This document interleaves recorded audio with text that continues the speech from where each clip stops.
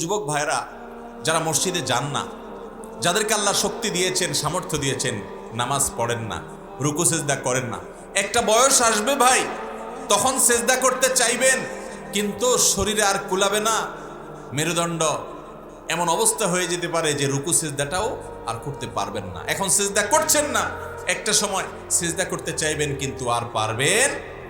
কিয়ামতের ময়দানে আল্লাহ রাব্বুল আলামিন এর সত্তা জাতে পাক যখন আসবে সামনে, অনেক লোক, আল্লাহ সবাইকে ডাকবেন, সবাই যেন আল্লাহকে সিজদা করে সরাসরি।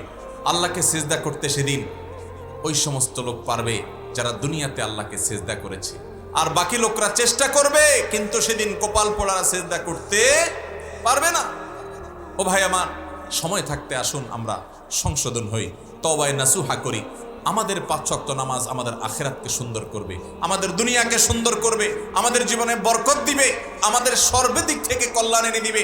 5 ওয়াক্ত নামাজ পড়া ছাড়া মুসলমানিত্বের দাবি করা এটা তার সাজে না। অতএব 5 ওয়াক্ত নামাজ পড়বো তো ইনশাআল্লাহ। আজকের এই মজলিসে, আজকের এই মাহফিলে আমরা যদি 10-20 জন 50 জন মানুষও যদি মনে মনে নিয়ত করেন যে আমি আজ থেকে আর নামাজ ছাড়বো না, আমার জীবনে নাকের ডগায় নিঃশ্বাস যতদিন থাকবে, আমার জীবন চলে যাবে, সব চলে যেতে পারে, আমি নামাজ ছাড়বো না।